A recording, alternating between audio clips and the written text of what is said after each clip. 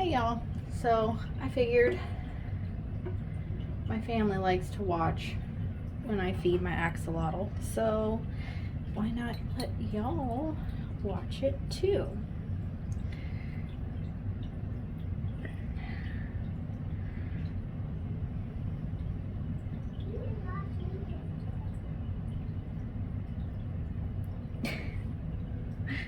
There's one.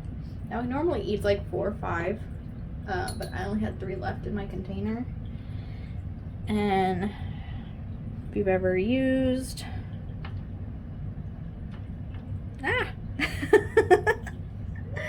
night crawlers, you know that it's kind of hard to tell in the container how many you have left. So we will be needing to go to the store, but don't worry, he also got syringe fed some brine shrimp this morning. So he is definitely not starving. He's just not going to get as many night crawlers. And I always keep a towel right here after dipping my hand into the tank so I'm not dripping tank water all over my floor. I don't know if y'all can see everything. Let's get the light on.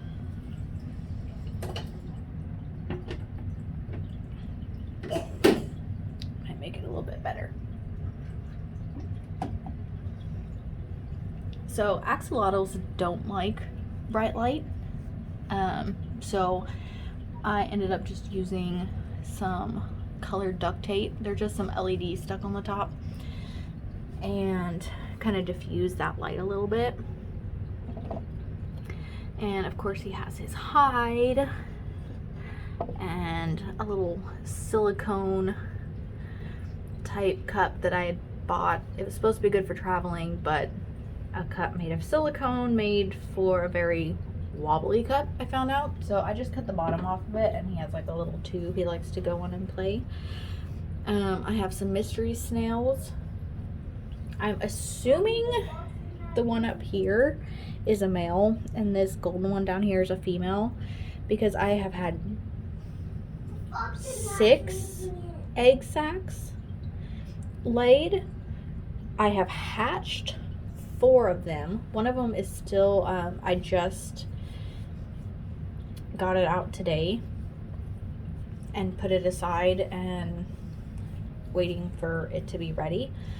I've hatched 4 and they're all doing very healthy. I have like over 30 minuscule little microscopic mystery snails, and they're all gold. So I don't know anything about snail anatomy or genetics, but that's just kind of what I'm going off of as to why I think that's the female. He has lots of driftwood, and then this spiderwood, and some lava rocks, and fake plants. I had real plants in here for a while, and he just kept digging them up. As you can see, I also have rocks as his substrate. We used sand for a while. We never used small pebbles because they act sort of like a vacuum when they eat, and that can cause impaction problems. So we used safe sand that was okay for if he did ingest any, but it just got so filthy so fast, and I inevitably invested in a vacuum, and it still just, it was a headache. So we got some large river rocks. Looks nicer. It gives all the tiny things. As you can see, I have ghost shrimp in there that he can kind of hunt on if he feels like it. They're also really good little cleaners. And then I have the Placosmus in there, which I've heard both sides saying, you know, axolotls should not be kept in a tank with any other kind of fish unless it's some kind of like feeder fish. But they don't mess with each other at all. Axolotls are pretty dirty. I don't know how to put that politely. So he just helps out in the cleaning process. They also don't like a lot of water movement, so I have the sponge filter that helps kind of diffuse the water coming back out. And he's typically out playing even during the day. That's why I'm pretty sure diffusing the light kind of helped out, because typically during the day you would not see him. And eventually I just quit turning it on and would just turn on the hallway light in here and let him kind of do his thing. But he seems to be liking everything. Now this is kind of all new. Like, I just set this up about 3 weeks ago, got rid of the sand, did everything like that. And he seems to be, as he's poking his little head out, he seems to be happy with it. We have a freshwater clam in here. I bought a few other mystery snails the other day. I have one here. And this one is the blue variety. And then I also have the pearl variety. So I got 2 of each of those because I had bought 6 of these originally, but I bought them at this size. So I'm assuming it was just end of life for them. They just started kind of dying off slowly, and these are the 2 I was left with. And again, he doesn't mess with them. Now if they were any smaller, he would try to eat them, but he doesn't seem interested in them at this point. Just a better view here of the side. Just how I have everything set up.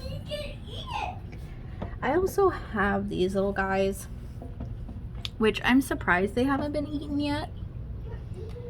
I don't know if it's gonna focus. It might not. Let's see if... Nope, it's not gonna let us zoom in. It's the glare from the bathroom. Hold on. As I kick my husband's fishing rod. Some little... There we go. Some little crabs.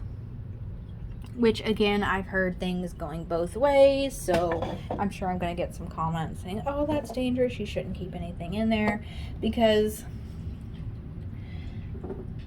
if he ever pops his head out, axolotls have these very beautiful statement-making gills on the top of their head.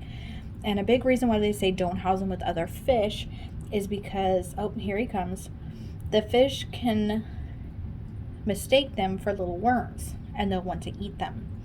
So I've heard both things, saying keeping these little like red claw or fiddler crabs in here can be dangerous because, you know, they'll nip at their gills. But they are small enough, the crabs are, that they don't get near the axolotl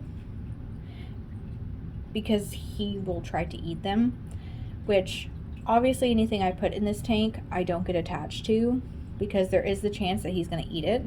So if he does, he does. I started out with 3 fiddler crabs, 1 male and 2 females. I'm left with 1 female, and that was before I did the tank change. So as I was going through the sand, I was sifting through it and everything, trying to find the other ones, and they were nowhere to be found. So I'm almost positive he ate them. Now the 2 red claws I got and added to it, I have the 1 fiddler and the 2 red claws now. He has not messed with them. One of them likes to stay, I have like a platform up top.